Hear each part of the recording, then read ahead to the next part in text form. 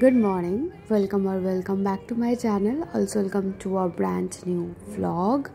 Also I must say this is a reading vlog. মাঝে মাঝে এরকম একটা দিনও আমার জীবনে থাকে যেখানে আমি ভীষণ চিল থাকি, ভীষণ একটা কোজি ভাইব থাকে সেই দিনটা জুড়ে।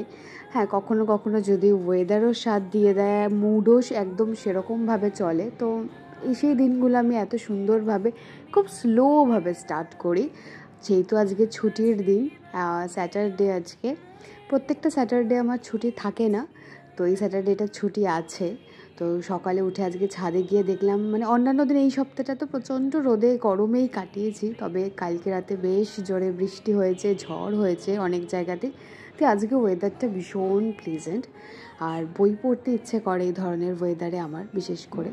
তাই ভাবলাম আজকে ছোটো করে তোমাদের সাথে সেই বইয়ের হলটাও শেয়ার করে দিই। বইয়ের হল বললে অবশ্য ভুল হবে, বইগুলো আমার আগের কেনা, কিছু আমার কিছু আম্মার, তবে সব কিছু একসাথে নিয়ে যেটা আমি আগামী মাসে পড়বো বলে ঠিক করেছি, বা বলতে পারো প্রি মনসুনে পড়বো বলে ঠিক করে রেখেছি কিছু বই, তো সেগুলো তোমাদের সাথে শেয়ার করব।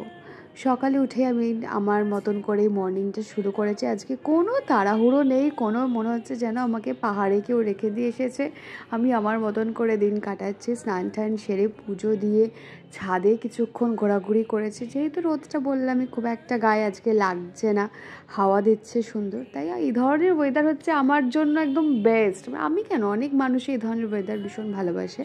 তাই গাছগুলোকেও আজকে একটুখানি জল দিলাম, কারণ যেহেতু গরম পড়েছে ওদের না সপ্তাহে এখন 2-3 দিন জলটা লাগছে। আগে আমি একদিন করেই দিতাম, এখন দেখো ওদেরও অবস্থাটা খুব, মানে গরম না এত, কীরকম একটা পাতাগুলো যেন হয়ে যাচ্ছে, সেজন্য আমি প্রায় দিনই জল দিচ্ছি। আর কখনো কখনো চাল ধোয়া জলও দিই। চাল ধোয়া জলটা গাছের জন্য খুব ভালো, এটা আমার খুব পছন্দের একটা গাছ, বহুবার বলেছি হয়তো ব্লগে। এটা হচ্ছে জিজি, নতুন একটা ছোট্ট চারা বেরোচ্ছে, প্রায় 1 বছর হতে যায়, একটা নতুন পাতাও বের করবে। চলো আজকে একটুখানি আমার বইগুলো তোমাদের সাথে শেয়ার করি। আমার এই বুক শেলফটাতে মোটামুটি 5টা তাক আছে, তো 5টা তাকেই মিলিয়ে মিশিয়ে বই রেখেছি। এই যে ছবিটা দেখলে, এটা আমাকে টিটু বিয়ের অনেক বছর আগে গিফট করেছিল, আর সেটা আমাদের দুজনেরই ছবি, কাঠের মধ্যে দেখেছো একটুখানি খোদাই করা আছে। তারপর এখানে একটা ঘট আছে, এটা আমি হস্তশিল্প মেলা থেকেই কিনেছি, সাথে কিছু ডায়েরি আছে, স্ক্র্যাপ বুক আছে, যেগুলো আমি এখানে রাখি আর কি।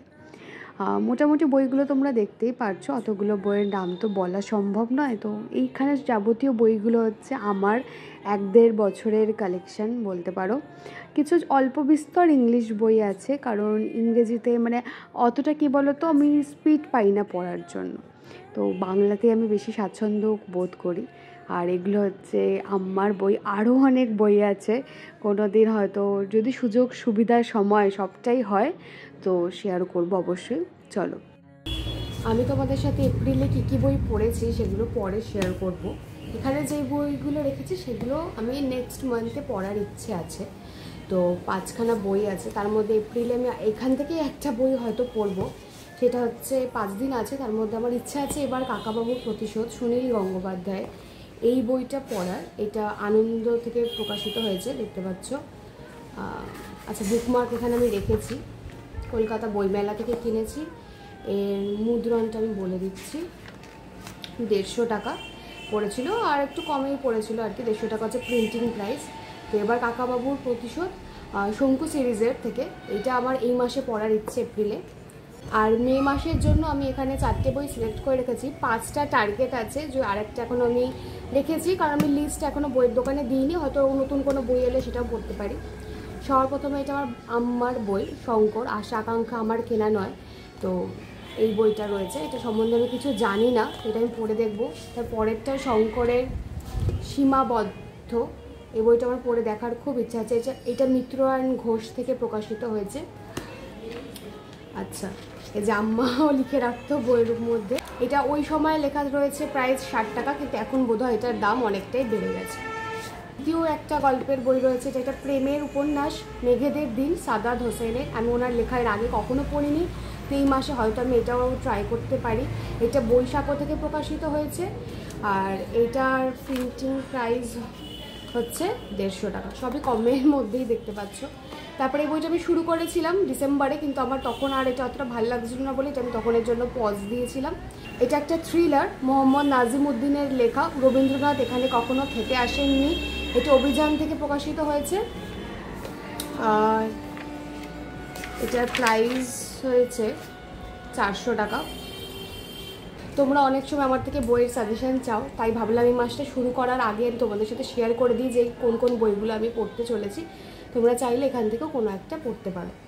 কিছুদিন আগে আমি যখন ক্রপস পড়াচ্ছিলাম বাচ্চাদের, আমি তখন ওদেরকে স্টেম কাটিং শিখিয়েছিলাম, বলেছিলাম পড়ার মধ্যে। তো একটা বাচ্চা তার মধ্যে থেকে আমাকে এই টাইম ফুলের গাছটা দিয়েছিল। দেখো এর মধ্যে থেকে ছোট ছোট পাতাও বেরিয়েছে, ছোট্ট একটা প্রাণও এর মধ্যে তৈরি হয়ে যাচ্ছে। খুব ভালো লাগলো দেখে। আর বাচ্চারা যখন পড়ার সাথে অ্যাক্টিভিটি করে, আমার মনে হয় তখন পড়াটা আরও সুন্দরভাবে ওদের মাথার মধ্যে ঢুকে যায়, মনের মধ্যেও প্রবেশ করে এবং দৈনন্দিন জীবনের সাথে তারা যুক্ত করে সেই পড়াটা পড়তে পারে। আমার কাছে পড়াশোনাটা বইয়ের বাইরেও অনেকটা থাকে, তাই একটা বাইরের জগৎ আর বইয়ের মধ্যে সন্ধিক্ষণ করে যদি পড়ানো যায়, তাহলেই দেখবে একটা বাচ্চা আরও সুন্দর করে শিখছে, আরও ভালো করে নিজের আশেপাশের মধ্যে বিজ্ঞানকে খুঁজে পাচ্ছে। পড়তে পড়তে একটুখানি মনে হলো আজকে একটু কফি তো খেতেই হবে, কিন্তু ওই যে আজকের দিনটা ভালো হলেও কফিটা আমার জন্য আজকে ছিল না। দুধটা জাল দিতে বসিয়েছি, ফ্রিজ থেকে একটুখানি আমি বের করে রেখে তারপরে দুধ জাল দিই, কারণ একদম মানে ওই টেম্পারেচারটা চেঞ্জ হয়, তো তখন দুধটা অনেক সময় ফেটে যাওয়ার সম্ভাবনা থাকে। তো আমি সেই জন্য দুধটাকে একটুখানি রেখে নিয়ে তারপরে জাল দিচ্ছিলাম, আর তখন কাপের মধ্যে কফি আর চিনিটা আমি গুলে নিচ্ছি। সবই ঠিক ছিল। তারপরে হঠাৎ করে দেখি জাল দিতে দিতে কীরকম একটা ফেনা হচ্ছে, দেখলাম দুধটা পুরো একদম কেটে গেল।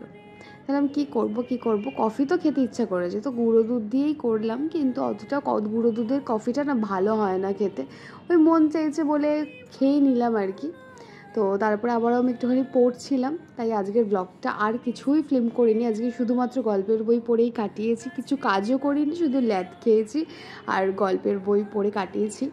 যে গল্পের বইটা আজকে পড়ছি সেটা হচ্ছে দময়ন্তী। বহুবার তোমাদের দেখিয়েছি, লাস্ট গল্পের জাস্ট 2-3টে পেজ ছিল, তো সেটা শেষ করে একটা অন্য বইও আজকে ধরবো।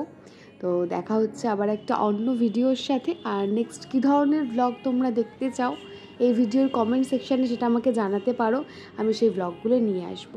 Till then stay happy, stay blessed and always stay positive. Bye by.